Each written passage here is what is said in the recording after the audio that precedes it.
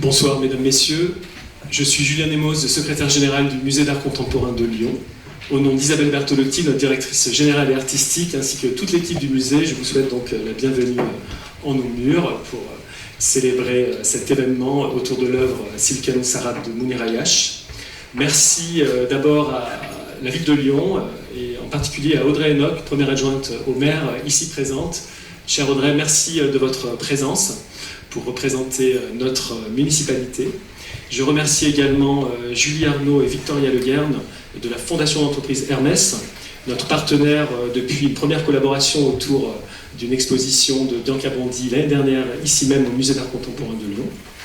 Bien sûr, je remercie Mounir Ayash pour son travail et sa présence à nos côtés ce soir, donc artiste-auteur de Silken Sarab que vous avez pu admirer dès votre arrivée, que vous pourrez certainement revoir au moment de votre sortie.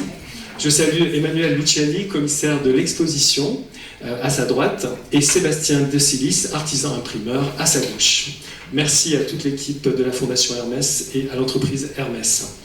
Je salue également les équipes artistiques du MAC Lyon, notamment Marie-Lou Lanneville et Bérangère Amblard qui ont travaillé sur ce projet, les équipes culturelles et événementielles du MAC Lyon, en les personnes d'Olivia Gaultier-Jean-Roy, Sylviane Latulière et Fantine Lasserre, et j'associe naturellement les équipes techniques et artistiques du MAC Lyon.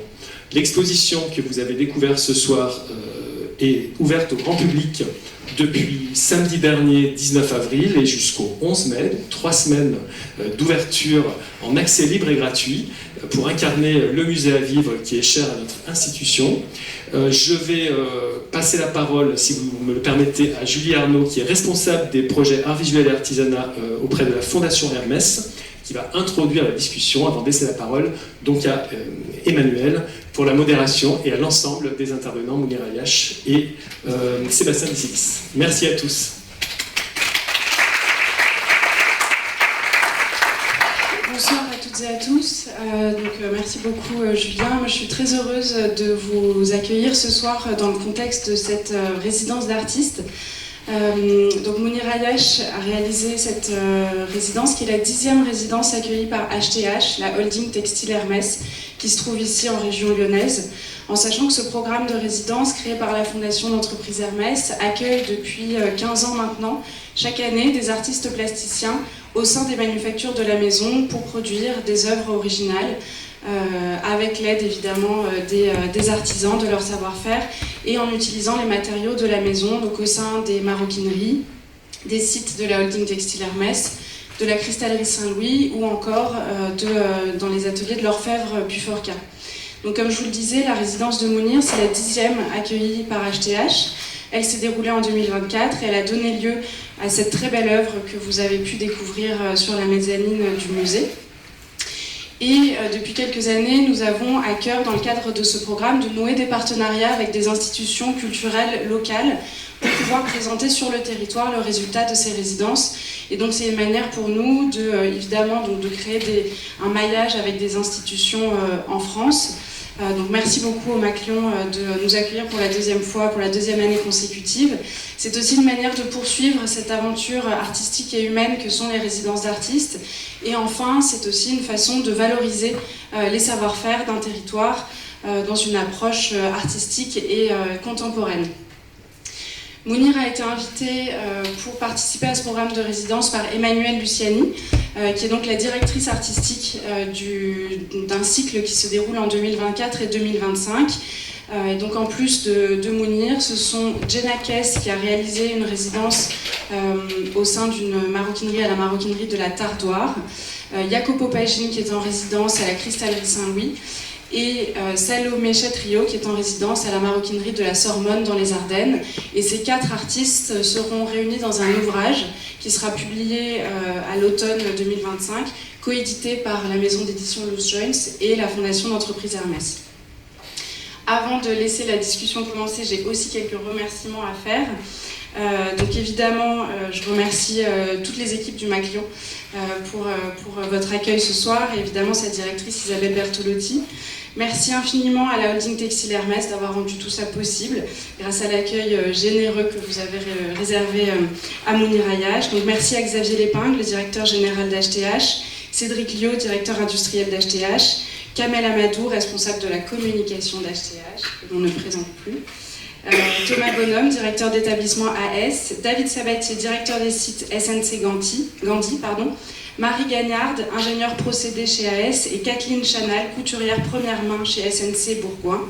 Évidemment, un immense merci à Sébastien de Silis, artisan imprimeur et meilleur ouvrier de France, pour son investissement dans le projet et pour sa présence ce soir. Et enfin, un grand merci à Emmanuel Luciani et Mounir Ayash pour cette très belle aventure artistique et humaine.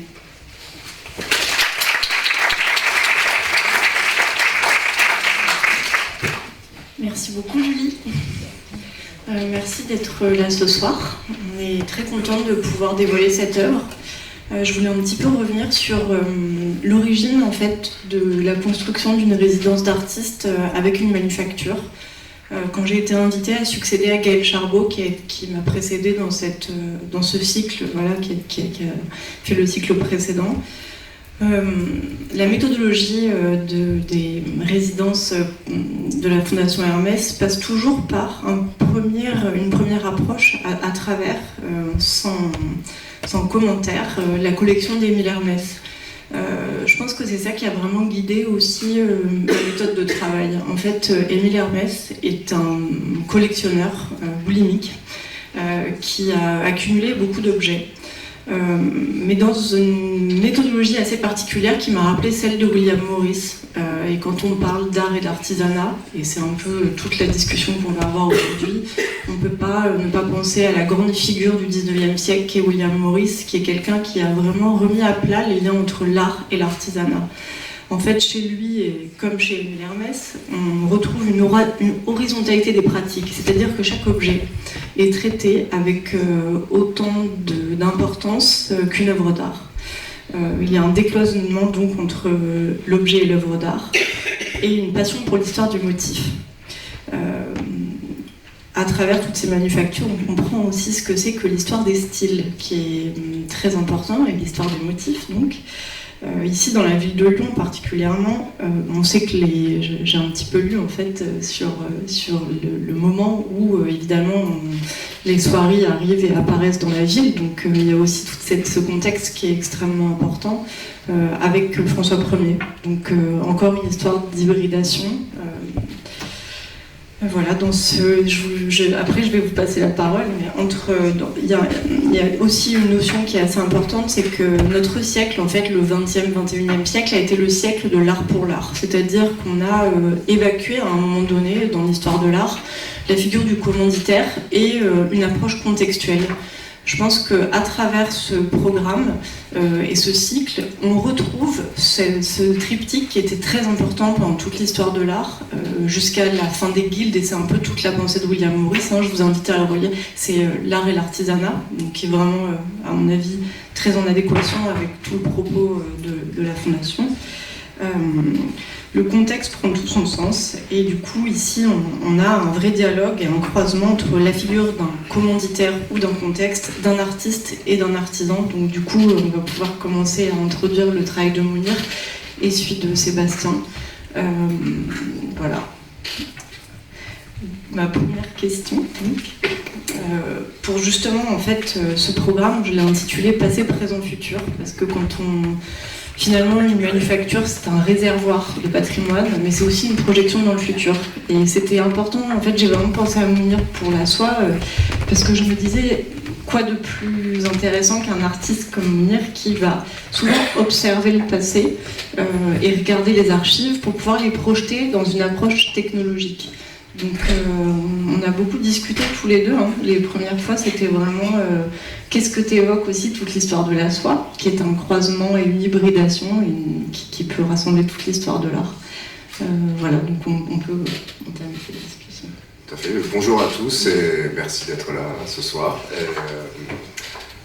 Pour rebondir sur ce que tu viens de dire, donc j'ai été très bien accueilli, on m'a bien expliqué, notamment grâce à Kamel et d'autres personnes du groupe HTH, l'histoire de la soierie, du textile à Lyon. Et ça a été, oui, c'est vrai que moi je ne me doutais pas qu'il y avait autant d'histoires qui convergeaient en fait, avec cette période de la Renaissance, mais Moi j'ai aussi vu qu'on m'a parlé des procédés qui étaient arrivés d'Andalousie avec le fil d'or et tout. Enfin, c'est des choses qui ont maturé, qui ont permis... Oui, l'invention du jacquard, enfin, moi j'ai appris plein de choses aussi. Merci Kamel. Hein. Voilà.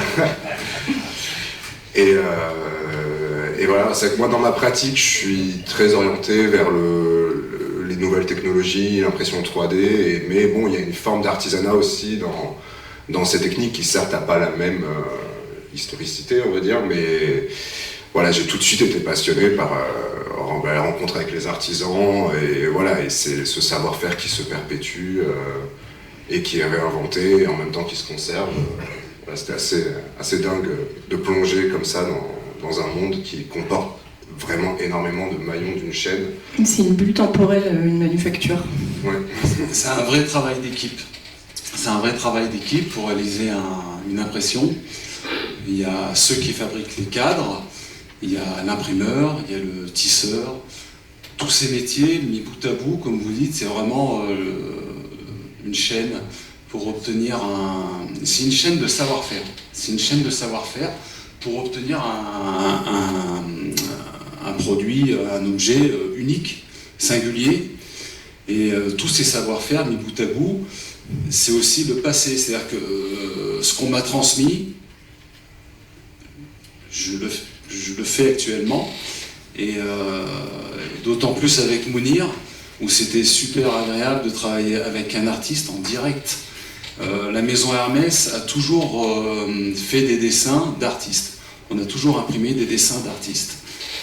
Et là, c'était l'occasion d'avoir un artiste dans l'atelier, enfin, c'était génial, et travailler ensemble sur comment imprimer, comment voir ce que tu voulais réaliser. Et moi, j'ai été un peu son outil de travail. Donc j'ai apporté mon expertise, il y avait des contraintes techniques, on a résolu les problèmes, et ça a avancé comme ça, c'était très bien. C'est intéressant d'entendre justement, parce que très souvent dans toutes les expositions qu'on peut voir actuellement, hein, enfin, ça change de plus en plus, mais on a l'illusion d'un travail individuel. Et je trouve que même à travers cette résidence ou les discussions qu'on peut avoir, parce que par exemple chez Mounir, il y a aussi, notamment quand on a vu au Jeu de Paume, un travail avec des ingénieurs techniques. Et l'histoire de la techné est extrêmement importante dans le travail des artistes. Donc revenir en fait sur cette histoire collective et ce travail collectif qui est toujours le fruit d'un effort collectif me semble vraiment important aussi. Du coup, je voulais savoir ce que tu en avais pensé aussi, toi, Sébastien et Mounir. Alors avec Mounir, ça s'est très très bien passé. Dans le sens où Mounir, il a l'habitude d'utiliser des techniques très précises. Quand tu réalises tes œuvres, tu as l'habitude de travailler avec des imprimantes 3D, du matériel très technique, avec un savoir-faire aussi. Donc du coup, il a tout de suite compris, Mounir, tu as compris tout de suite les contraintes qu'on allait avoir et le process d'impression. Ça a été d'une fluidité géniale, quoi. Donc, comprendre tout ça. Je pense qu'on peut revenir et peut-être essayer d'expliquer aussi un peu le travail qui a été fait. En fait, quand on parle de cette installation, je ne sais pas si vous avez tous lu un peu la notice, mais donc c'est un travail de soierie, mais c'est la reprise d'un motif. Je pense que tu peux aussi peut-être l'expliquer toi, parce que ça a été aussi comment aller rechercher l'histoire de l'ornement. L'histoire du carré et l'histoire de la soie, c'est aussi l'histoire de l'ornement. Et du coup, ton choix a été d'aller chercher dans un passé... Complètement. Donc là, je le puise dans mes racines, on va dire, donc mes origines marocaines. En particulier par mon père, donc, qui lui est de la ville de Fès au Maroc. Pour ceux qui ne sont pas allés, c'est une ville qui n'a pas bougé depuis 1000 ans, quoi, avec les mêmes ruelles, les mêmes architectures. Et la particularité, c'est ces éliges, ces arabesques, de celles qu'on trouve sur les fontaines, qui sont parmi les plus complexes au monde, en fait, dans ce domaine.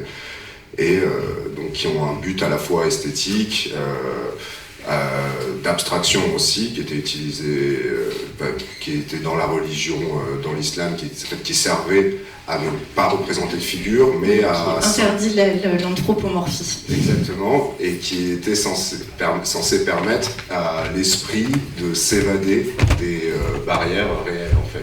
Il y a une forme de spiritualité abstraite. Voilà, mais alors vu que c'est de l'abstrait, on peut y voir ce qu'on veut, c'est ça qui est génial, et moi j'y vois quelque chose d'assez... comme de la technologie, en fait, quoi, que c'est des lignes interconnectées, c'est ça qui est drôle avec cette technique-là. Et pour revenir à la question, voilà, c'était l'idée de réinterpréter ce motif, mais tout le projet est fait de référence à la science-fiction, aux jeux vidéo, et voilà, l'idée de faire connecter ces deux mondes qui sont... Et ce qui était intéressant aussi, c'est que tout ce que tu es allé chercher avec ces motifs, c'est l'art nasride. Et en fait, c'est un pan de l'histoire de l'art qui est monté du Maroc par l'Andalousie. Donc c'est encore l'histoire d'une hybridation. De la même manière que la soie est une histoire de croisement entre Orient et Occident qui passe par l'Orient et qui remonte par l'Occident en passant par Constantinople. Donc il y a aussi une approche contextuelle et historique où à chaque fois on parle d'hybridation. Peut-être que ça, on n'a pas encore dit que c'était aussi des motifs de faisceaux qui rentraient dans un carré, ce qui est très complexe à faire. Donc tous ces faisceaux en fait rentrent dans un carré, on peut les retrouver, et je pense que ce motif, à mon avis, comme vous l'avez vu dans l'installation, il vous est pas étranger parce qu'il est très présent à l'Alhambra, à Grenade, et il a vraiment, comme toute l'histoire des styles, et c'est pour ça que je parle souvent de William Morris ou d'Henri Faucillon, dans l'histoire de la vie des formes et de l'histoire de l'ornement, c'est toujours une transition, un passage. Je vais continuer sur la science-fiction, parce qu'il y a deux axes qui me paraissent être vraiment intéressants dans ton boulot. C'est comment tu vas transcender l'histoire à travers cette espèce de futur fantastique. Et en fait, il y a un truc que j'ai lu dans l'histoire de la soie ici, c'est que des soyeux, on est passé aussi à la technologie de la fibre optique à Lyon. Et il y a vraiment, peut-être dans ces textures, parce que toi tu les as aussi, je me souviens qu'on en a parlé, tu m'as parlé de textures de jeux vidéo. Oui. Mais c'est aussi la trame, donc c'est l'histoire de la trame, et peut-être que Sébastien, toi ça va te... Moi, ce qui m'a beaucoup séduit, parce qu'en même temps j'étais artisan de cette impression, mais en même temps j'étais spectateur. C'est-à-dire que j'avais hâte de voir le résultat. On maîtrise la technique, je maîtrise la technique de l'impression en cadre plat, mais avec une nouvelle vision. Une nouvelle vision, c'est-à-dire que là, j'ai pas imprimé de la couleur, j'ai imprimé de la lumière. Et cette fibre optique, on a l'impression d'avoir un circuit imprimé. J'avais l'impression d'avoir un circuit imprimé. Et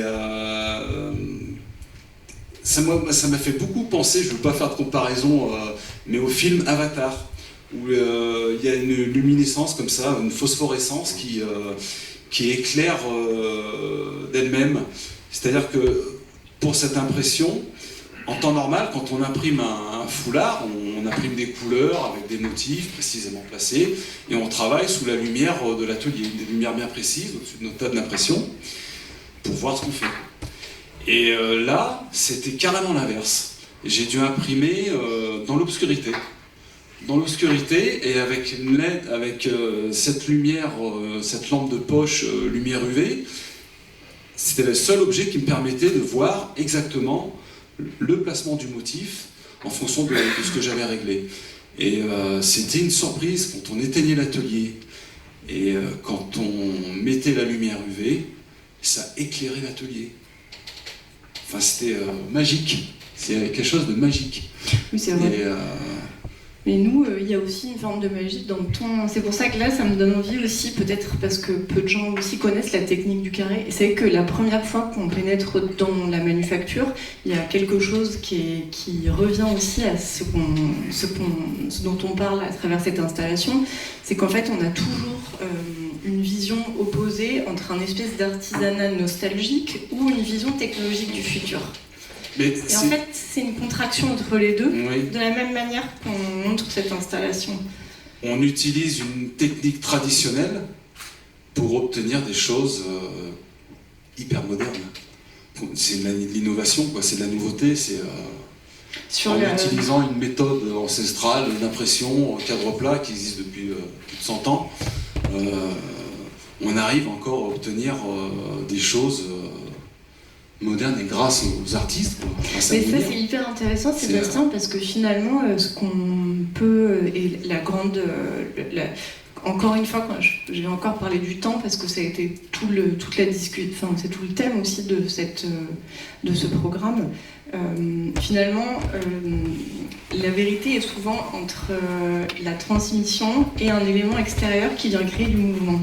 C'est exactement, je pense, que la méthode de travail qui est utilisée. C'est-à-dire que finalement, dans la méthode qui a été appliquée entre vous deux, il y a une transmission et comment venir transcender la technique à travers une innovation.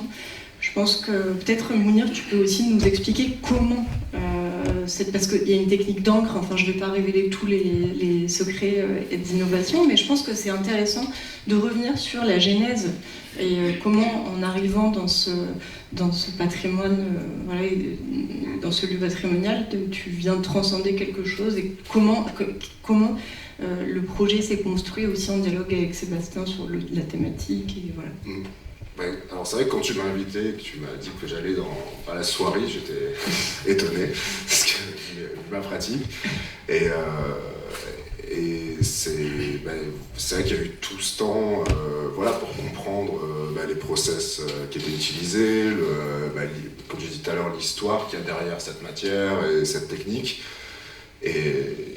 Si tu veux, je peux peut-être d'ailleurs expliquer, parce que c'est toujours intéressant, la première fois que j'ai vu ton travail, c'était pour l'exposition d'une grande biennale qui s'appelle Manifesta, et c'était à Marseille. Tu avais fait un grand tombeau que je trouvais d'une innovation assez rare. Ça faisait très longtemps que j'avais pas été autant excitée par la découverte d'une œuvre d'art, et du coup je t'ai écrit tout de suite en me disant qu'est-ce que c'est que cet ovni.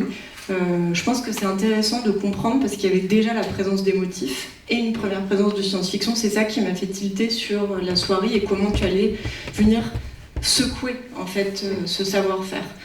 J'aimerais bien qu'on revienne peut-être sur cette première œuvre qui a été quand même assez remarquable et où tu étais déjà dans ces alliances-là, quoi. Oui.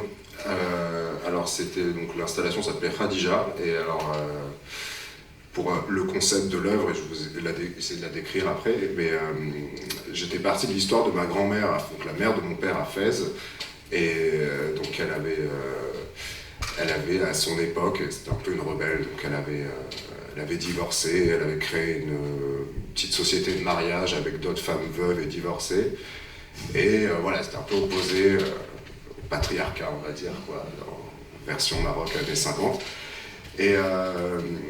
et c'était un peu un homme. En fait, j'ai pris son histoire et je l'ai transposée dans un futur non daté, avec l'idée d'en faire un personnage Marvel.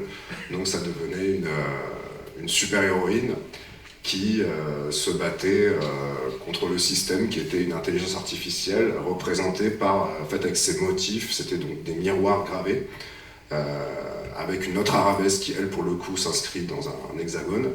Et donc la structure faisait comme un nid d'abeilles, en fait, en 3D, qui englobait en fait l'espace et qui venait englober un corps robotique. Hein. Voilà, c'est ça, qui était censé être représenter une représentation de ma grand-mère. Voilà. Donc avec l'idée, avec un dialogue entre les deux qui était qui est en arabe littéraire d'ailleurs, que je ne parle pas. Avec une voix qui était assez incroyable, parce que c'est vrai qu'il y avait une dimension. Moi, c'est la première fois que je me suis dit là, je recherche un nouveau rapport au temps, et ça a été. Vous pouvez la regarder. Hein, je crois que tu vas la montrer dans pas très longtemps. D'ailleurs, tu la remontres. Oui, exactement, à Brest. Au centre Passerelle, au centre d'art. Il y en a qui vont à Brest, mais je pense que ça a été une des œuvres qui m'a le plus marqué dans les 5-10 dernières années, j'ai trouvé. Voilà, c'est un compliment. On peut, du coup, il y avait déjà la présence de ces motifs et cette manière de contracter passé, présent, futur, et surtout de s'extraire. Je pense que cette manière que certains artistes contemporains ont de travailler aujourd'hui c'est une manière apolitique aussi de pouvoir critiquer le présent quand on s'extrait de son temps. Voilà. Moi, c'est ce que j'avais. C'est ce que Oui, complètement. Alors, comment mon travail, il part de ce constat-là, et surtout du fait que la science-fiction, entre guillemets, occidentale, mais surtout américaine, anglo-saxonne, est ultra dominante dans les représentations du futur. Et donc, quand on pense futur science-fiction, on pense à Star Wars, on pense à un imaginaire visuel, en tout cas, qui est très connoté et très localisé. Sauf que le monde entier, en fait, partage ces images-là, alors qu'on a tous notre histoire et nos bases. Alors j'adore la SF, hein, je la critique pas non plus, mais voilà, c'est comme d'autres gens aussi, hein, comme l'a fait l'afrofuturisme, il y a un peu l'idée aussi de dire, bon, ok, si on regardait le futur, mais avec un autre point de vue, notre histoire. Donc, moi, ayant la double culture, il y a toujours un mélange des deux, une référence, quoi, même si des fois c'est humoristique. Et voilà, il y a l'idée à chaque fois d'aller puiser. Donc là, c'est les motifs. Comme je dis tout à l'heure, en plus, il y avait cette histoire avec ces techniques qui seraient passées jusqu'à la région lyonnaise. Mais comme il y a pu avoir dans le savoir scientifique, philosophique et tout, avec l'Andalousie. Donc voilà, il y a un peu l'idée de... Mais voilà, et ce que je fais, c'est pas de l'utopie, c'est pas de la dystopie, c'est juste autre chose que essayer de proposer une autre version du futur. Et est-ce que du coup, c'est une histoire de bulle temporelle? Ah oui, complètement, ouais. Mais c'est un peu toute l'idée. Et ce qui est génial, justement, c'est l'exemple, c'est la rencontre de deux univers. C'est-à-dire que mon univers à moi, il est très terrain, très pratique, très technique. Peut-être que tu peux aussi nous décrire, Sébastien, justement, quel est, toi, ton univers?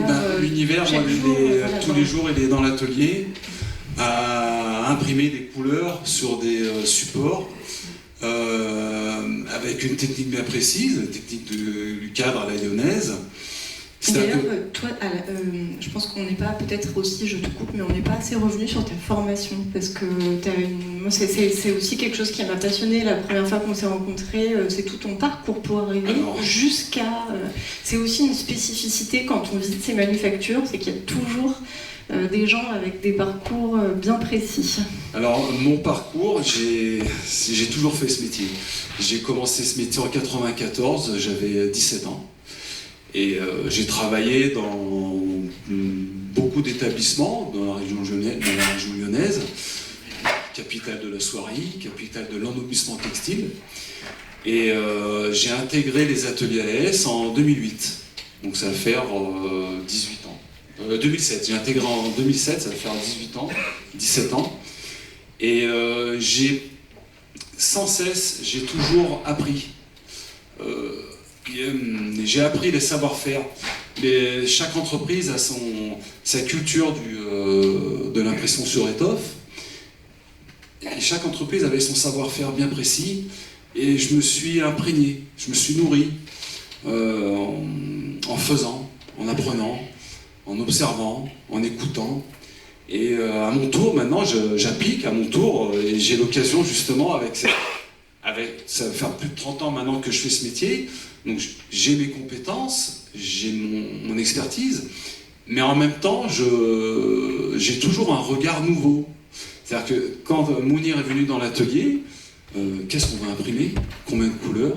Sur quel support on va imprimer? Comment on va graver les cadres? Comment va réagir la couleur? Comment je vais l'imprimer? Comment je vais régler les paramètres? Et ça, malgré l'expertise, c'est toujours avoir un regard nouveau. Toujours avoir un regard nouveau. Bien sûr, avec l'expérience, on sait à peu près où on va aller, mais ça n'empêche pas qu'on a toujours un regard nouveau. On se remet en question, tiens, est-ce que j'utilise la bonne façon? Est-ce que c'est la bonne façon? On appelait Mounir, on a fait ceci, cela, est-ce que ça te convient? Voilà. Toujours dans le souci aussi de répondre à la demande de l'artiste. C'est-à-dire que on va pas adapter le dessin d'artiste à l'impression. C'est l'imprimeur qui va s'adapter à l'artiste. Et ça, c'est le petit détail qui fait toute la différence et qui fait toute la complexité du métier. Et c'est en gros, le métier en lui-même déjà est complexe. C'est presque l'inverse du rapport du lissier par rapport à la tapisserie qui vient interpréter. En fait, tu pars à l'inverse en termes de méthodologie.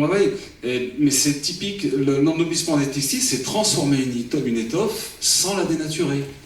C'est-à-dire qu'on respecte la matière première, là en l'occurrence c'était de la soie, ça aurait très bien pu être du cachemire, ça aurait très bien pu être de la laine, du coton. Si on était possible d'imprimer avec ces angles, parce que peut-être qu'on peut rentrer aussi dans vraiment le côté technique, tu vois, parce que pour ceux qui n'ont jamais vu, je pense que Kamel l'expliquerait beaucoup mieux que moi, donc je ne vais pas m'aventurer à vous expliquer techniquement comment est fait un carré, mais c'est un passage de couleur comme de la sérigraphie en fait. Voilà. Et je pense que c'est intéressant de l'expliquer. Le principe de l'impression en cadre plat, là on le voit bien. Donc le cadre, c'est ce que vous voyez, c'est en bleu. Voilà, ça c'est un cadre d'impression, c'est le principe du pochoir. Donc là où c'est ajouré, la couleur va passer à travers la gaze, et là où c'est verni en bleu, la couleur ne passe pas. Et donc moi, à l'aide de mes outils d'imprimeur, donc on a des racles d'impression, on vient étaler toute la couleur sur toute la surface du cadre, et à l'endroit où c'est ajouré, les motifs vont apparaître. Et donc c'est vrai que dit simplement comme ça, étaler la couleur, donc j'utilise un racle d'impression, mais pas n'importe quel racle d'impression. Nous fabriquons nos racles, nous les affûtons, nous avons différents profils de lames. Les viscosités, on se doit de maîtriser aussi les viscosités, plus ou moins liquides, plus ou moins épaisses, en fonction du support. Chaque support n'a pas le même pouvoir d'absorption. Et donc, moi, je vais étaler cette couleur avec mon racle, avec une certaine vitesse. Combien de fois je vais racler? 1 fois, 2 fois, 3 fois, 4 fois, 5 fois, 6 fois. La pression que je vais exercer sur mon racle pour obtenir le résultat voulu. Donc, tous ces paramètres, on doit les gérer à l'instant T de l'impression. Et en termes aussi de température, on a faut imaginer des grandes tables d'impression. Donc la plus petite table qu'on a, elles font 20 mètres. Mais on peut imaginer on a des tables de 100 mètres, 150 mètres. Donc c'est déjà un challenge de garder une table avec une surface parfaitement lisse. Donc on prépare nos tables d'impression, on les encolle, on met des colles pour pouvoir adhérer le support sur la table. Donc, déjà, le premier challenge, c'est d'avoir une table parfaitement lisse, propre. Ensuite, on doit appliquer le support sur la table, donc on doit coller le tissu sur table. Là, pareil, on se doit de respecter, il y a des règles. On ne colle pas n'importe quel support, n'importe comment. Chaque support se colle avec une certaine méthode. En l'occurrence, pour le tube de soie, on tend la pièce au-dessus, on déroule la pièce au-dessus de la table, on la tend droit fil. Un tissage, un tissage, il y a un fil de chaîne et un fil de trame. Donc on se doit de respecter cette perpendiculaire entre le fil de chaîne et le fil de trame. Donc on se doit de poser le tissu droit fil. Si je le pose tordu, au résultat, mon impression, elle sera tordue. Donc ça, c'est aussi un savoir-faire. Et une fois qu'on a posé la pièce sur table, eh bien, on vient appliquer, chaque cadre correspond à une couleur. Donc pour Sitken Sarab, il y a 3 couleurs. Donc j'avais 3 cadres d'impression. Et fallait étaler la couleur précisément. J'avais réglé ma machine aussi, avant. J'avais réglé ma machine pour faire en sorte d'avoir une impression dite onage. Donc en fait, c'est l'impression onage, c'est la répétition d'un motif avec les raccords parfaits. Comme par exemple, comme pour mettre une tapisserie, les raccords d'une tapisserie. Ben voilà, je dois régler ma machine parfaitement. On appelle ça faire un équarrage au talc parfait pour que la répétition du motif, les raccords soient parfaitement et je pense liés. que je fais juste une toute petite parenthèse, mais on entend bien. que la technique, la machine, de la même manière que ça pose plein de questions, je pourrais juste aller jusqu'à l'IA, est toujours maîtrisée par un être humain. Toujours, la machine elle est au D'accord. service de l'artisan. Ça, c'est la modernité, elle est là, c'est qu'on innove, on crée des machines, mais la machine, elle n'a pas le regard de l'imprimeur. S'il y a un défaut qui se crée au moment de l'impression, la machine, elle ne va pas le voir. Donc, l'imprimeur est là pour maîtriser sa machine, régler sa machine, pour faire en sorte d'avoir une impression qui correspond à la demande. L'ennemi du bien, c'est le trop. Enfin, après, il faut paramétrer les choses justes. C'est cette vitesse. On est tous différents. Tous les artisans sont différents. Mais ce qui fait le ciment de chaque artisan, c'est le savoir-faire. C'est-à-dire que je sois Sébastien de Sillis ou un autre imprimeur, si on imprime du cachemire, on va utiliser les mêmes paramètres. C'est comme ça. Si j'imprime de la soie, je vais utiliser d'autres paramètres. Si j'imprime du cachemire, je vais utiliser encore d'autres paramètres. Donc c'est le ciment vraiment de chaque artisan, le savoir-faire. Ça, et c'est respecter des règles. Comment tu es arrivé jusqu'à... Parce qu'il me semble qu'au départ, tu fais de la gravure et... Alors, oui, moi j'ai commencé donc en 94. Donc, oui, j'ai gravé des cadres, j'ai imprimé au carré plat, j'ai imprimé en impression rotative, j'ai fait du flocage, j'ai aussi fait de la teinture. Donc, j'ai en formation, j'ai fait 2 ans de BEP en noblissement des textiles et 2 ans de BP, bac pro en noblissement des textiles, où là, pendant ces 4 années, en alternance. Donc c'était très bien parce qu'il y avait ce côté terrain, côté pratique. On liait la théorie et la pratique. Et le fameux William Morris. Et du coup, à travers ces 4 années de formation, à la SEPR, Société d'enseignement professionnel du Rhône, on avait tous les modules pour transformer une étoffe. Ça va la colorimétrie, les après, les pré-traitements, l'impression, la teinture et le tissage, pour comprendre ce qu'on fait. C'est hyper important de comprendre le tenant, les aboutissants de chaque process, pour comprendre ce qui se passe en amont et en aval. Et du coup, ça nous permet de nous adapter à la demande.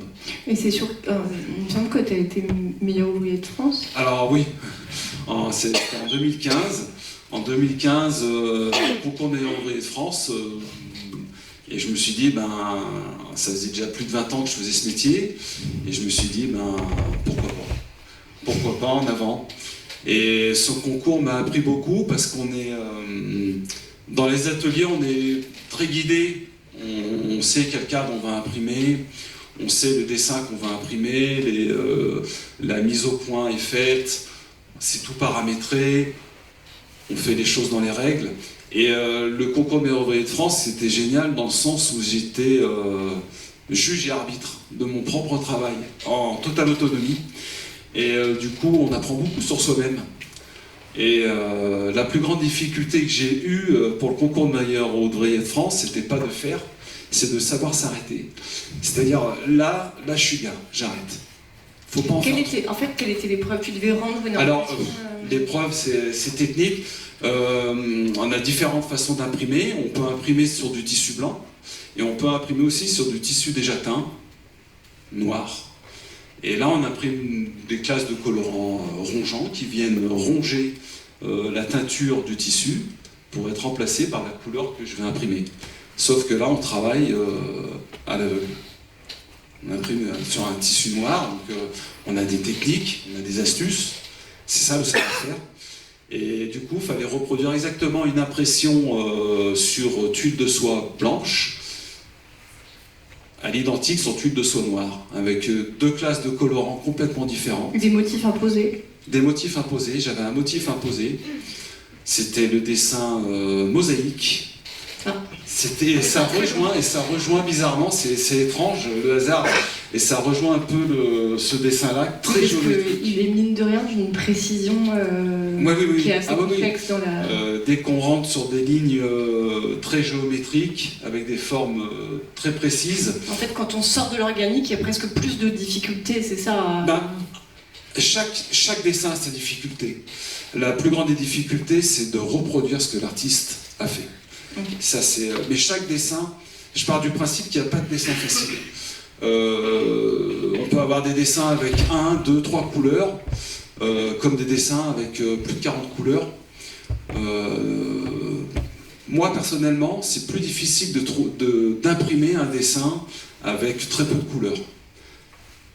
Pourquoi ? C'est paradoxal, mais parce qu'avec très peu de couleurs, on doit tout apporter.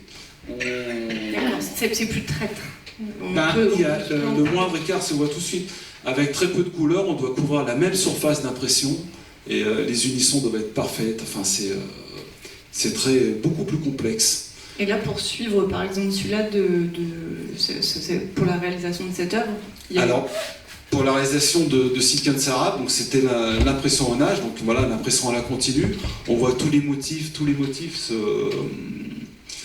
se répètent.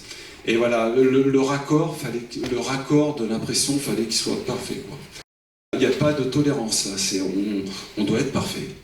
Et donc la grande complexité, c'est de la préparation. C'est 80% de préparation et 20% d'application. Et cette préparation, elle est hyper importante.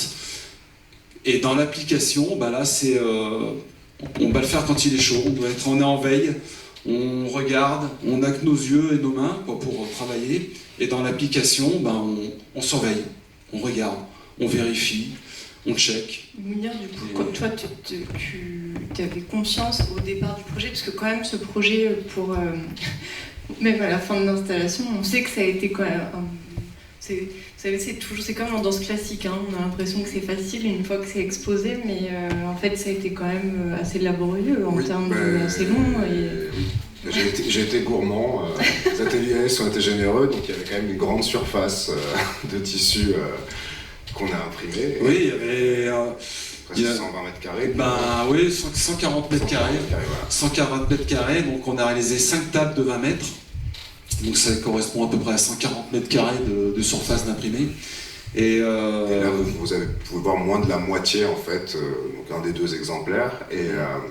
En fait, l'installation en total dépliée, elle peut prendre une pièce assez énorme. Hein. Même pour la première installation, quand on avait toutes les dunes, c'était déjà assez... Oui, donc... Elle a été exposée aussi au Jeu de Paume.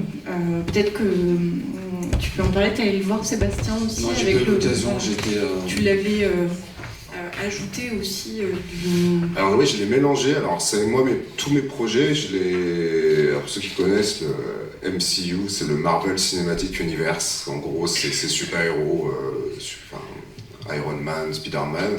Ils ont ce truc où c'est une franchise et en fait ils vont mélanger les différents projets qui étaient solo, les remixer ensemble, et je fais beaucoup ça avec mes projets. Donc là, c'était une installation que j'avais proposée pour une exposition Jeu de Paume, là, qui était de février à mars. Et en fait, j'ai mélangé 2 installations. Donc celle-là, qui en fait venait créer en fait la scénographie, et il y avait un bras robotisé au milieu de cette salle qui tenait un écran géant qui se baladait en fait au-dessus des dunes avec des dunes qui étaient aussi remontrées dans l'écran en fait, quoi, comme si on avait accès à un portail. Donc ça venait un peu amplifier le fait de briser un peu entre le réel et le numérique. Et voilà, et là on avait un dialogue entre 2 femmes, et donc là on était encore plus, est-ce que c'était 2 personnages qui étaient inspirés du mythe de Charybdis et Scylla, mais qui devenaient des personnages dans 500 ans, qui parlaient de notre époque en rigolant, et voilà, donc c'était un peu une... Qu'est-ce qu'elle dit Elle rigolait parce que c'était un scénario où en gros elle visitait la reconstitution d'une exposition donc, qui s'appelait Paysages mouvants, qui était au Jeu de Paume, et qui traitait de la notion du paysage. Donc moi c'était un peu une mise en abîme dans l'expo, donc avec plein d'artistes qui un peu prenaient tous les clichés de paysages qu'on a, donc comme ça peut être la savane, le désert, la forêt tropicale, bon, chacun avec un regard assez critique, politique pour certains, et là l'idée c'était comme si nous on regardait une reconstitution d'une exposition du XVIe siècle, avec un peu de légèreté, on se permettrait de dire des choses qu'on n'aurait peut-être pas dites si c'était notre époque. Donc c'est un peu, moi mon travail c'est aussi un des objectifs, c'est de parler de notre époque, mais comme si c'était passé depuis longtemps et qu'on pouvait un peu dire ce qu'on voulait et que c'était pas grave, quoi. Et donc là, c'était deux personnages qui visitaient cette exposition, une reconstitution de cette exposition dans 500 ans, et qui en fait, donc, au début, débattent un peu de ce qu'elles ont vu. Et alors en fait, ces deux personnages, il y en a une qui est très conservatrice et l'autre qui est révolutionnaire, donc voilà, le ton monte un peu entre... Le grand binôme du 19e et du 20e siècle. Voilà, exactement. Donc, mais un peu avec la morale qu'au final, et c'est justement ça que moi je critique dans la science-fiction, on va dire que mainstream et les blockbusters, c'est qu'il y a quand même un pessimisme, une apocalypse qui a l'air imminente à chaque fois, et c'est très occidental en fait cette façon de voir l'avenir, quoi. Donc oui, la science-fiction est toujours dystopique depuis les années 80 parce qu'elle est finalement le fruit de toute la période postmoderne. Donc comme elle est née techniquement à ce moment-là, c'est vrai que c'est un paradigme dystopique postmoderne. Mais c'est vrai que toi, dans ton travail, tu le renverses totalement. C'est-à-dire que tu utilises les codes, t'as la forme et pas le fond, en fait. Voilà. Tu utilises la même forme mais pas le même fond. Voilà.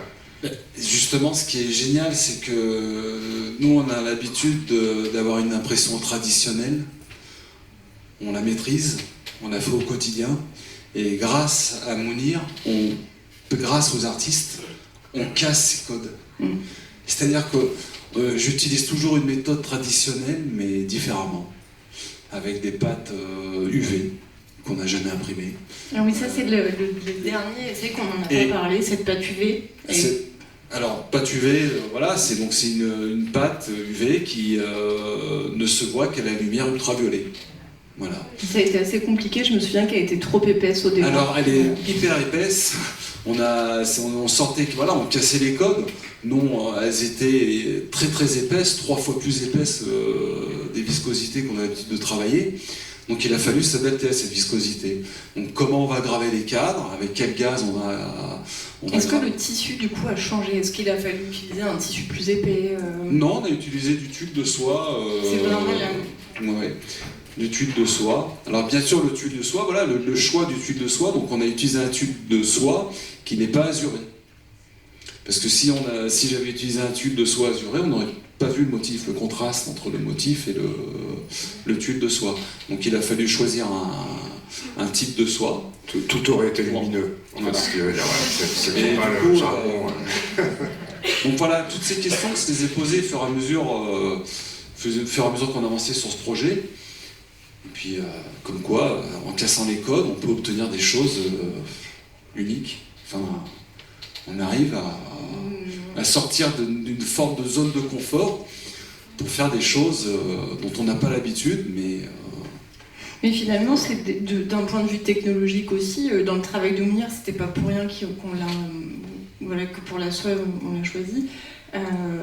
C'est ce qu'il y avait déjà à travers des outils technologiques, parce que en fait Mounir a quand même un parcours avec un père ingénieur, donc il a cette espèce de double casquette où avec une approche très technique, très ingénierie, et en même temps une approche d'artiste, donc il est déjà assez hybride. Moi je me rappelle des discussions qu'on a eues pour reparler de ce que c'est qu'une formation des Beaux-Arts, parce que Sébastien, finalement toi tu apportes cette espèce de très grande compétence technique. Moi qui ai fait les Beaux-Arts aussi comme Mounir, aux Beaux-Arts parfois on pêche un peu enfin, surtout quand on aime la technique. Voilà, il y a eu aussi toutes 30 ans de formation très liée à l'art conceptuel, et Mounir aux Beaux-Arts de Paris par exemple, il a passé sa vie avec... Enfin, je pense que c'est hyper intéressant aussi de parler de ta formation Mounir, parce que tu as fait ton diplôme avec l'artisan métal. Oui, exactement. Et ça, c'est assez atypique, et je l'ai vu en enseignant aux Beaux-Arts, j'ai vu énormément, c'est ça qui aussi a fait que j'étais très heureuse de pouvoir travailler sur ce programme de résidence, c'est comment aujourd'hui on se réconcilie avec l'histoire de la technique mais au service de l'art. Et en fait, Mounir, il avait déjà le même constat en fait que ce que j'avais vécu moi, hein. C'était ce truc de où est, quand on a l'appétence technique, voilà. Donc ton diplôme aux Beaux-Arts. Ouais. Bah, pour résumer, c'est vrai que moi, j'avais peut-être projeté des choses, des fantasmes sur les Beaux-Arts. Beaux-Arts de Paris. Hein. Beaux-Arts de Paris. Et c'est vrai que j'ai été un peu déçu les premières années en voyant qu'il y avait aussi un système qui était en place depuis un moment, qui était que quand on est un artiste star, on fait faire, on a une idée, mais en fait les problèmes techniques ils sont pour les autres. Du travail, ça voilà. c'est le premier Marx qui en parle très bien. Et moi j'étais pas là pour ça, donc alors j'ai eu de la chance de tomber sur c'est Michel Salerno qui était le responsable de la base métal aux Beaux-Arts, un niçois un peu énervé, mais voilà, très... Il me détestait au début, mais voilà, mais c'était un peu à l'ancienne, quoi. Au début, il fallait gagner sa confiance, fallait passer le balai. En fait, je suis devenu son assistant, enfin, on appelait ça moniteur. Et c'est vrai que d'année en année, j'ai gravi les échelons. Et je pense que les gens voulaient souvent de l'immédiateté dans la technique, donc pouvoir faire réaliser quelque chose très vite, en quelques mois, savoir faire tout faire. Et lui, c'était assez génial parce qu'il y avait ce côté transmission. Alors lui, voilà, en plus, il a toujours évolué dans le monde de l'art contemporain, donc il connaissait, il avait plein d'astuces, de techniques pour faire mais aussi un côté artisan, vraiment, lui était spécialisé j'ai oublié le nom. C'est la dinanderie, enfin le fait de taper le métal, les feuilles de métal. Voilà. C'est ce que, par exemple, au sein des Puy-Forcat, c'est de la dinanderie. Voilà, et moi j'ai pas la patience pour ça, mais voilà, tout le reste en tout cas, ça a été génial Et lui, il y a aussi eu ce dialogue avec lui parce que moi je lui ai amené toute ma partie informatique, voilà, des outils que lui connaissait pas forcément. Donc tu avais déjà expérimenté, même aux Beaux-Arts, le fruit de l'alliance des talents et de la création collective, enfin quelque part. Oui, et du respect, et de savoir aussi qu'on ne peut pas tout maîtriser soi-même et qu'on a besoin de... Il faut beaucoup d'humilité quand on aborde un travail manuel. Il faut beaucoup d'humilité, écouter, apprendre et rester connecté au terrain. C'est hyper important. Moi, j'adore. À chaque fois que que je démarre une impression, je reste connecté au terrain. Je touche, je ressens les choses, on voit les choses, on applique ce qu'on met au point et des fois on dit ça marche pas. Donc on se remet en question, on change le fusil d'épaule. Et c'est hyper important de rester connecté, de faire. L'humilité de la matière, en fait, c'est ça. Oui.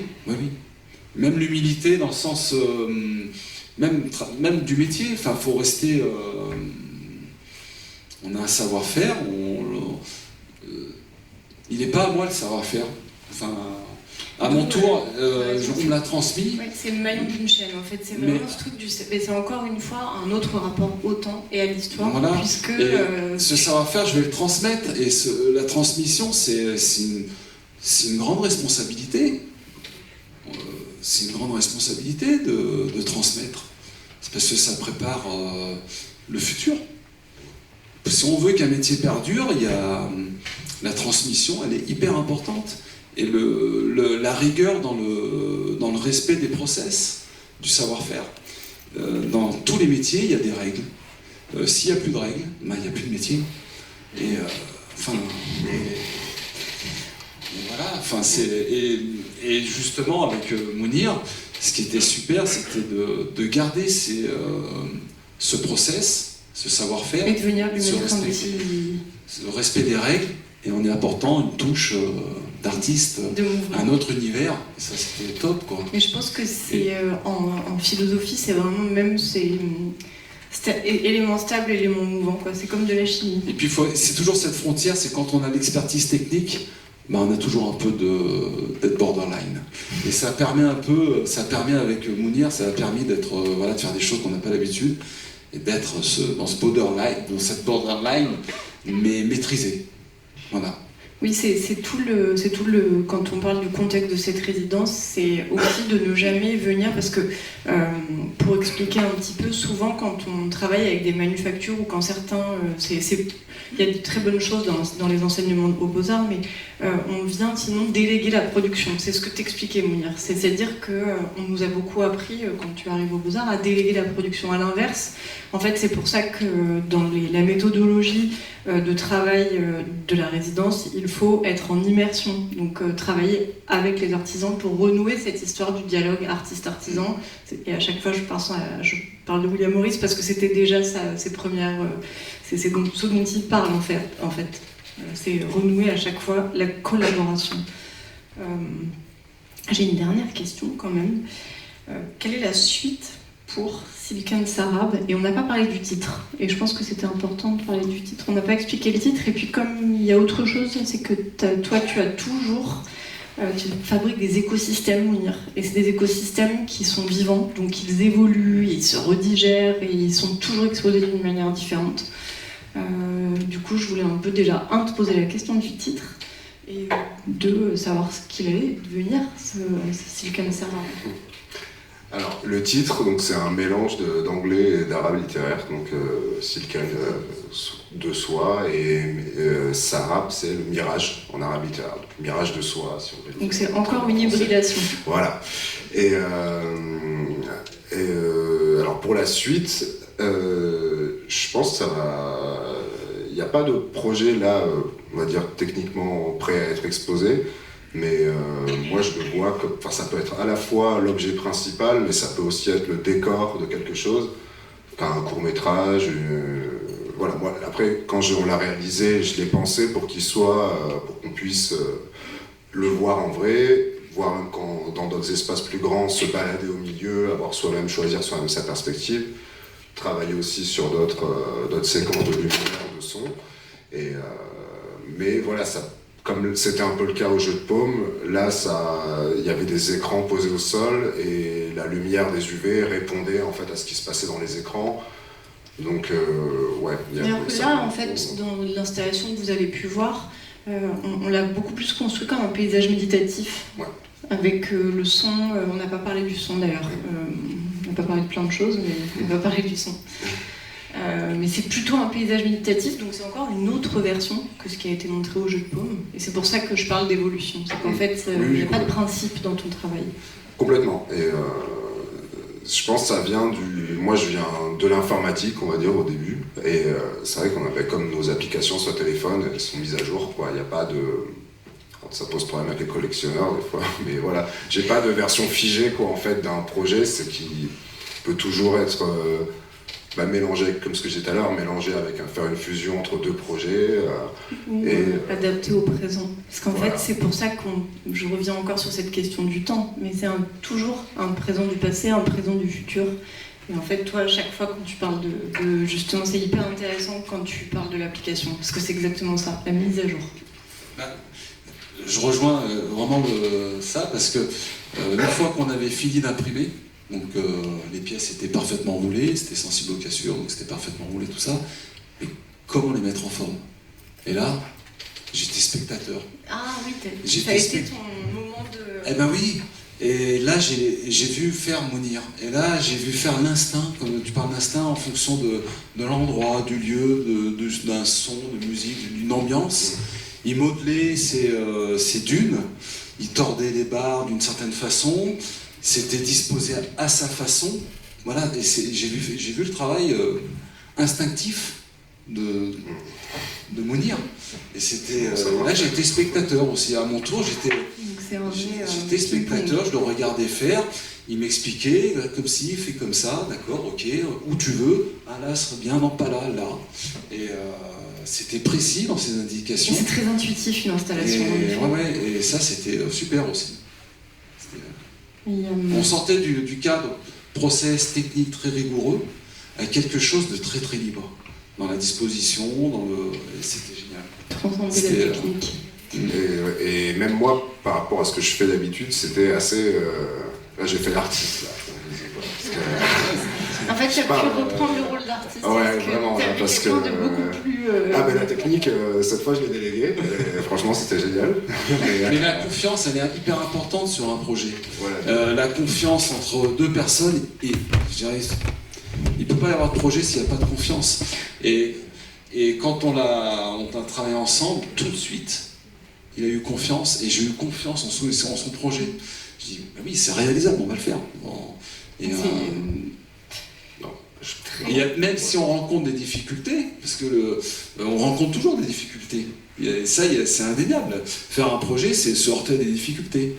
Mais on a des solutions. On va chercher la solution. Et ça, c'est un vrai challenge. Chercher à chaque fois une solution pour résoudre un problème.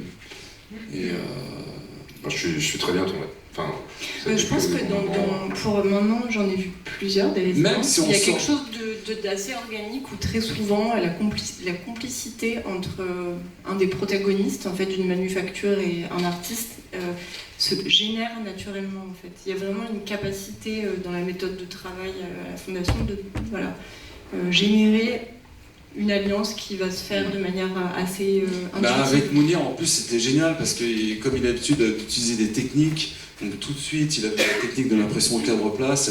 Voilà, il est dans la technique des outils, et tout de suite, c'était très très fluide, quoi. Et il a tout de suite compris nos contraintes, et j'ai compris ses attentes. Et puis c'est surtout un travail d'équipe, je tiens vraiment à le préciser. Moi, je suis à l'impression, il y avait Kathleen à la confection, mais ça a dû être aussi un sacré travail, quoi.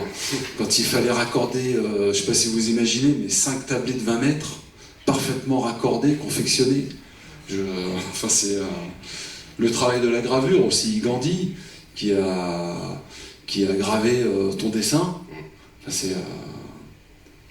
Non, c'est dingue. Moi, la plupart du temps, je suis tout seul pour imaginer les projets. Et là, c'était génial de voir 5 personnes qui discutent entre eux pour comment résoudre les problèmes. Donc, c'est vrai que le travail d'équipe, c'est hyper important.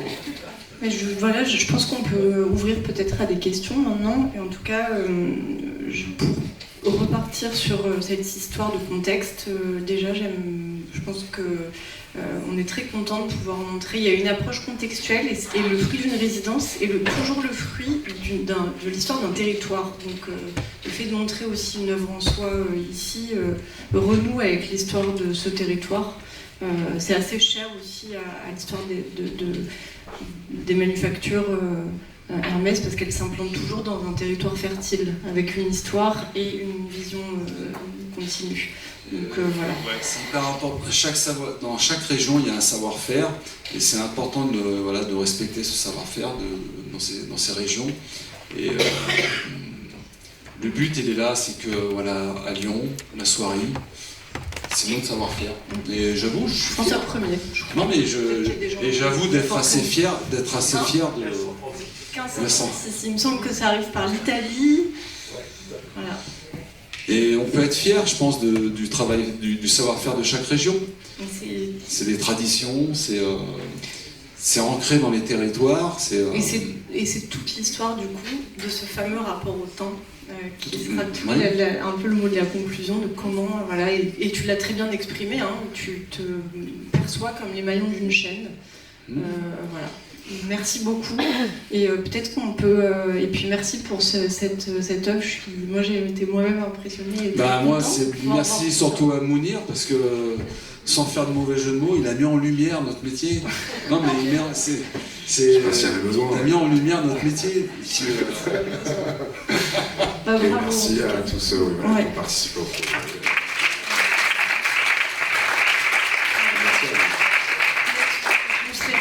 Répondre à des questions parce que j'imagine qu'il y a beaucoup de choses qui n'étaient peut-être pas claires, donc n'hésitez pas, il y a un micro qui est juste là. J'arrive avec un deuxième micro.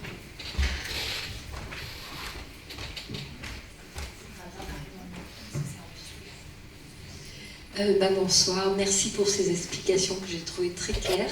Moi j'aurais aimé connaître l'épaisseur de la soie que vous avez utilisée. Alors, comme je dis, il y a soie et soie. Chez Hermès, on utilise une qualité de soie qui est triple A. Donc c'est vraiment une qualité de soie, c'est ce qu'il y a de meilleur.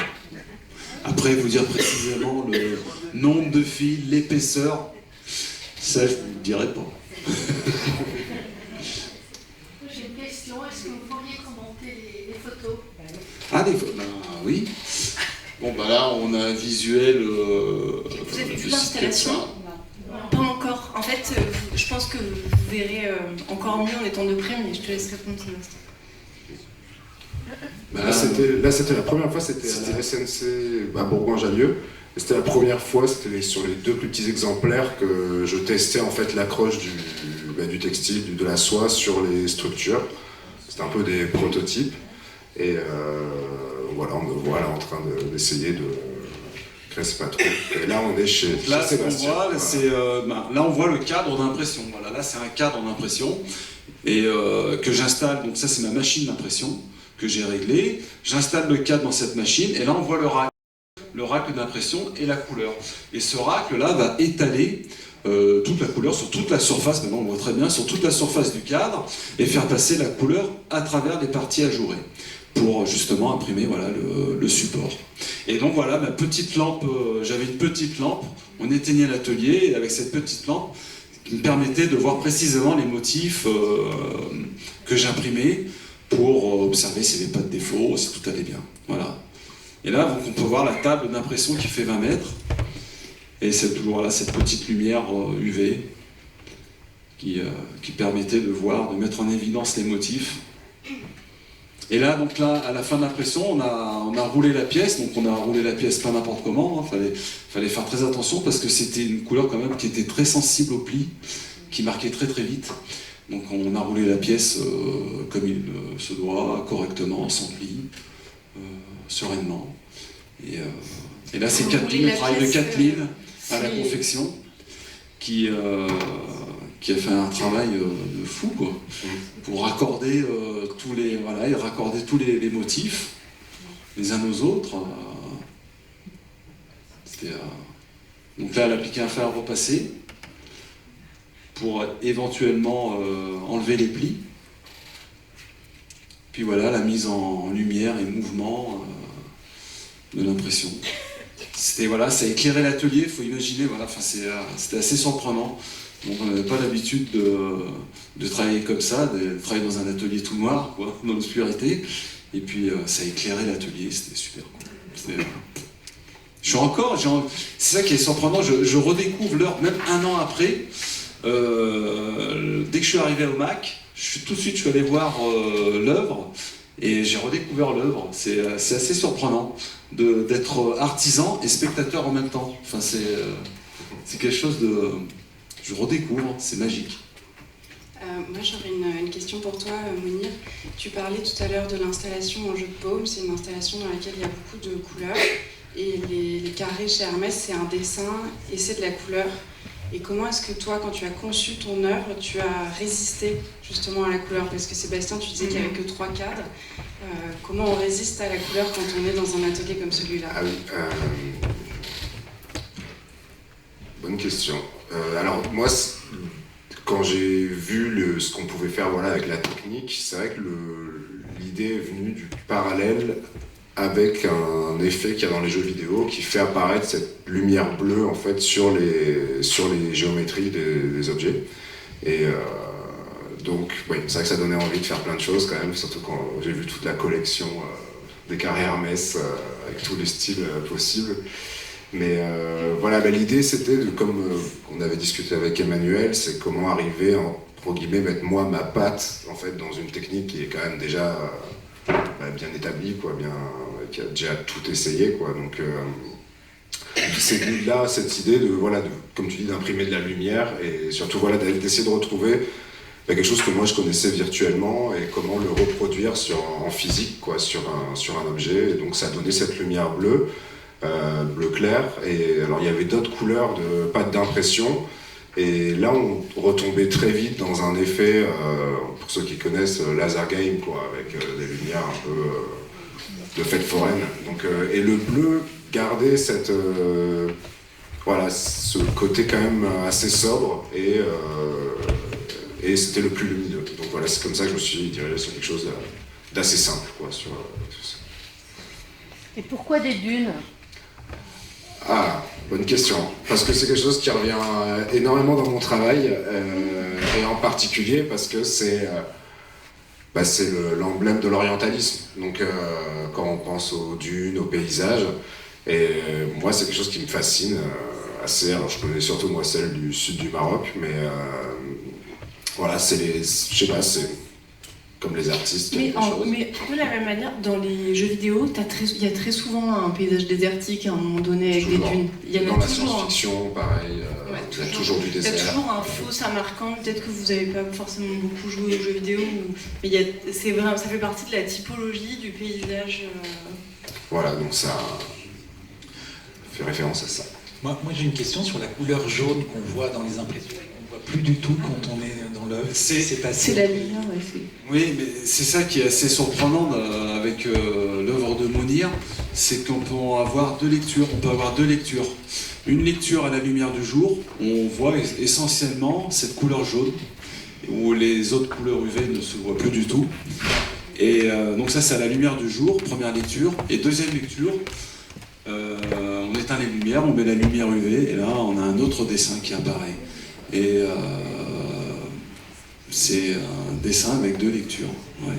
Et ça sera peut-être dans une prochaine présentation qui aura plus d'alternance. Mais voilà, là, je voulais vraiment faire ressortir la luminescence là qu'on voit sur les images du motif. Parce qu'il y avait une possibilité aussi dans l'installation qu'on puisse la mettre dans le noir avec cette boîte. Donc c'est aussi, parfois, suivant les musées et les lieux, on n'a pas forcément accès à des salles noires. Donc là, c'est aussi une manière de...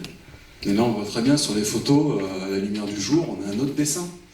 On met en évidence ce motif jaune, et deux dessins en un. Grâce à la lumière. Je sens que tu... Allez-y, madame. Comment faites-vous, enfin, d'un carré à l'autre, est-ce qu'ils sont strictement identiques? Comment faites-vous pour que la couleur soit la même? C'est là tout le savoir-faire. C'est là que j'ai envie de vous dire, c'est là que tout le savoir-faire, il est là. C'est-à-dire la rigueur du process, on règle nos viscosités, le réglage de la machine, le paramétrage du raclage. Quand je vais racler ma couleur, je ne vais pas la racler n'importe comment. Chaque cadre a son paramètre, et on se doit de respecter ces paramètres pour justement ce que vous dites, reproduire. Et ça, c'est une rigueur du quotidien. Ça, c'est la rigueur du quotidien. C'est reproduire ce qui a été fait. Et ça passe par la rigueur du process et la mise au point, connaître ses couleurs, connaître la gravure, maîtriser son outil de travail, pour pouvoir reproduire. Alors je vous cache pas, des fois il peut y avoir des erreurs. Quand on est exigeant, c'est bien ça le défaut de l'exigence, c'est que quand on est exigeant, on ne voit que des défauts. Et c'est là la rigueur, au quotidien. D'ailleurs, c'était assez drôle, parce que pendant le process, je devais souvent vous dire... oui, c'est Mounir, c'est Mounir qui nous freinait, parce que nous, on voyait ça, et on dit, Mounir, voilà, on se rend compte, il y a ça, est-ce que pour toi, voilà... Ok, non, mais pas de problème, c'est bon, c'est super beau. Voilà, et voilà, nous, disons que la plupart des gens ont l'œil admiratif, hein, quand ils voient un foulard, c'est magnifique. Quand on voit un foulard, les couleurs, les formes qui se mettent en mouvement, comme ça, sur un support, mais nous, on a le regard technique. Et c'est un autre regard, c'est carrément un autre regard. C'est un regard beaucoup plus critique sur ce qu'on fait. On s'autocritique, et ça, c'est hyper important. Faut jamais se satisfaire de ce qu'on fait, de toujours avoir un regard critique. Et ce regard technique, au fur et à mesure, avec le temps, ça permet de peaufiner les choses, d'améliorer, donc, toujours avoir ce regard technique. Nous, on a, c'est des formations professionnelles. dès que je vois un tissu imprimé, un teint, j'ai le regard du métier. Toujours, je l'aurai toujours. Mounir, question. Les expos, t'en as fait plein, des œuvres sur la crème. Je présente. Il y a un micro qui arrive. Je vous présente. En fait, Kamel, tu peux déjà aussi présenter peut-être. Non, moi je suis juste le facilitateur avec Julie, l'interface entre la fondation et l'atelier HTH, dans lequel travaille Sébastien. Ben voilà, moi mon travail c'est d'emmener Mounir une semaine en immersion sur tous les sites du pôle textile d'Hermès en Rhône-Alpes. L'idée c'est qu'il se familiarise, qu'il découvre les savoir-faire, qu'il découvre les matières et que de tout ça il puisse imaginer quelque chose. Donc cette phase d'immersion elle est vraiment très très importante. Et ensuite une fois qu'il a imaginé son œuvre, l'idée c'est effectivement en collaboration avec un ou plusieurs artisans, comme c'était le cas, que son œuvre devienne, se concrétise. Donc Sébastien l'a rappelé, c'est vraiment un gros travail d'équipe.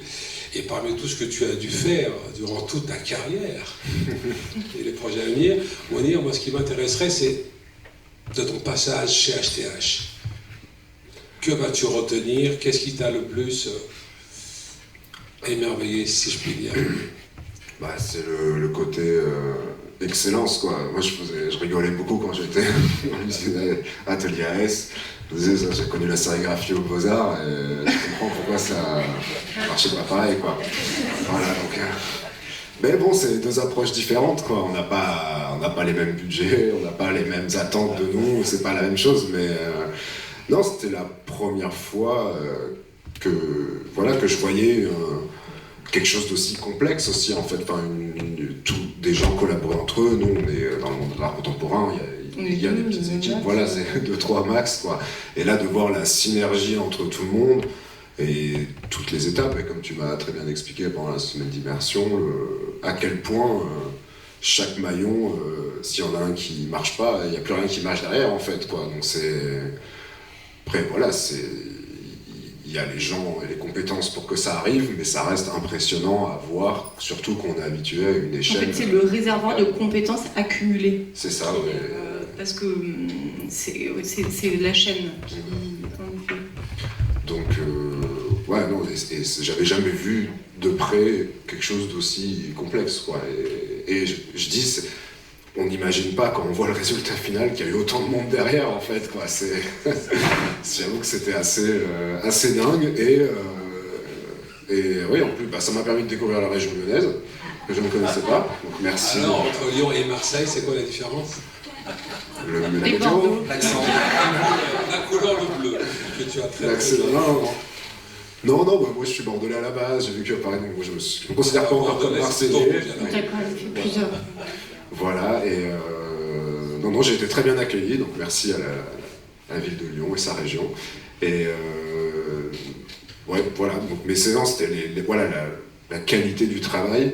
C'était quand même parce qu'au final, c'est à grande échelle ce qui est produit ici, mais avec la précision.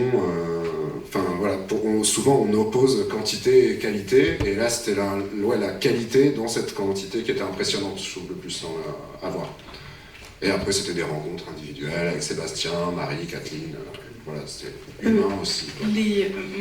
Alors, moi, je peux répondre aussi, parce que du coup, je suis extérieure, comme Mounir, mais c'est aussi les parcours qui amènent jusqu'au travail artisanal. En fait, moi, c'est vraiment comment on rencontre, comment les gens arrivent à souvent... Parfois, il y a énormément de reconversions. Moi, c'est ça qui m'a passionnée, en fait. C'est les histoires humaines à chaque fois, avec l'épanouissement du travail manuel, qui est un grand sujet de notre société.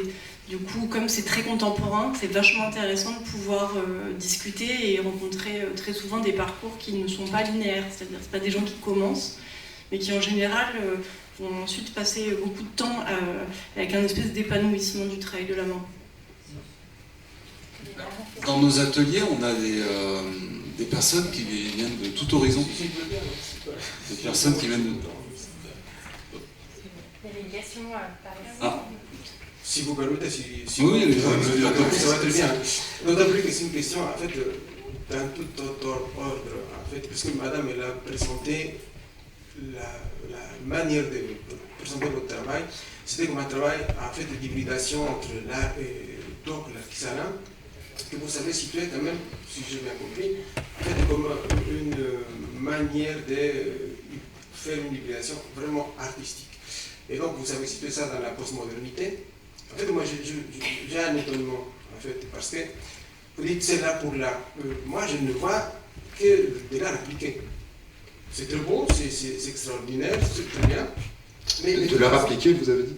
Oui, oui, c'est en vue de faire une œuvre pour une marque qui est forcément commerciale. Donc même si c'est très beau, et c'est pas la première fois, pour moi c'est ça, en fait, c'est en vue de quelque chose. Et ce n'est pas l'art pour l'art, puisque l'art pour l'art, dans le fond, c'est quelque chose qui tourne en rond, on présente pas. Alors j'ai pas du tout C'est d'ailleurs pour ça que je pose la question. Voilà, non, c'était l'inverse. C'est bon, permettez que je finisse et vous pouvez me répondre quand vous...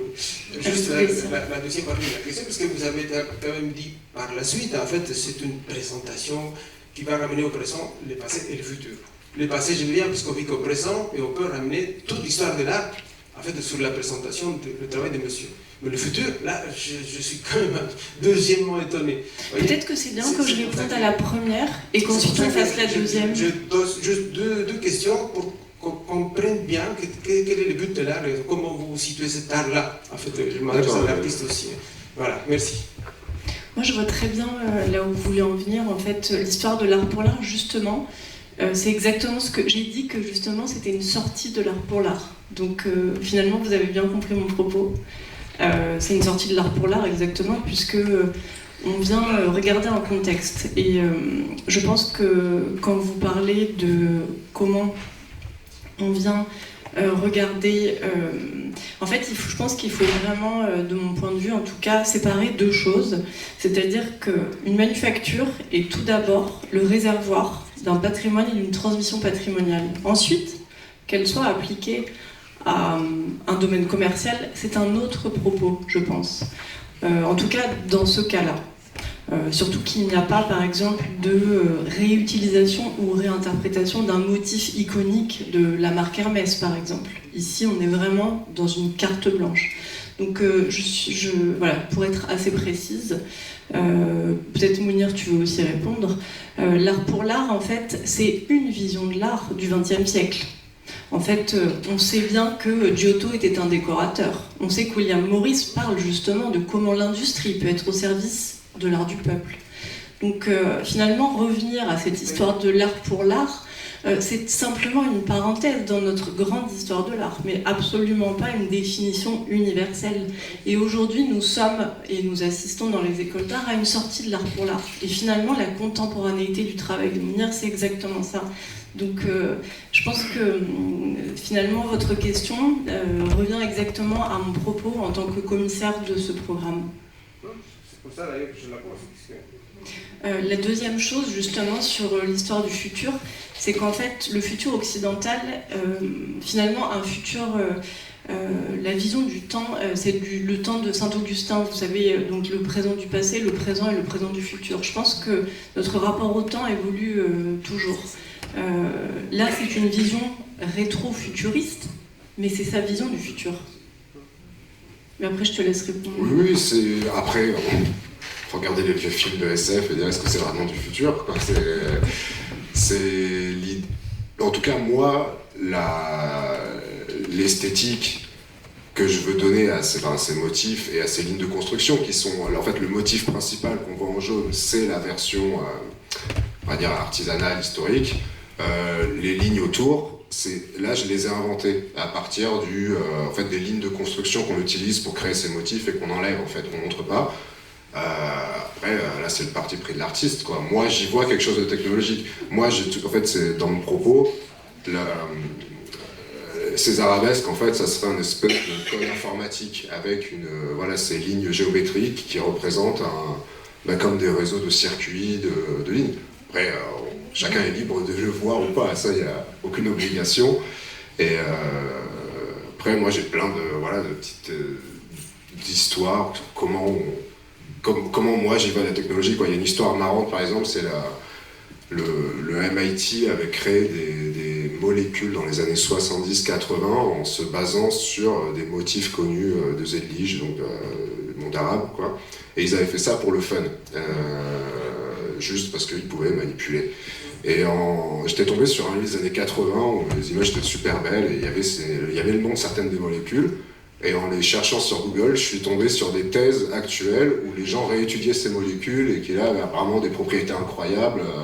C'est quand même marrant, ça a été créé à la base juste pour un truc visuel, pour rigoler. Et là maintenant, on se rend compte qu'il y a des propriétés. Voilà, il y a plein d'histoires comme ça liées aux arabesques sur le fait par exemple que les mathématiciens, géomètres et tout n'arrivaient pas à les décoder jusqu'aux années 80, alors que c'était fait depuis 1000 ans avec un crayon et une ficelle. Et d'ailleurs, l'histoire marrante, j'ai oublié le nom, c'est un architecte français qui a été envoyé en Égypte pendant les campagnes de Napoléon, parce que c'était il faisait un peu du bordel en France, donc on va voir, on se calmer au Maghreb, au nord de l'Afrique. Il a été fasciné par les arabesques, et quand il est revenu, ça l'a rendu un peu fou, parce qu'il n'a pas réussi à comprendre la logique de construction de certaines des pièces, et c'est lui qui a créé, il est resté bloqué sur les motifs de répétition, et c'est à lui qu'on doit les billets d'anciens francs avec tous les poissons, les motifs qui se rentrent les uns dans les autres. Voilà. Donc après voilà, c'est très subjectif. Et moi j'y vois. Voilà. Moi en tout cas la référence elle est prise dans ces films de dans ces jeux vidéo très SF où on a cet effet de lumière bleue qui scanne le terrain. Voilà. Merci beaucoup. Merci à tous.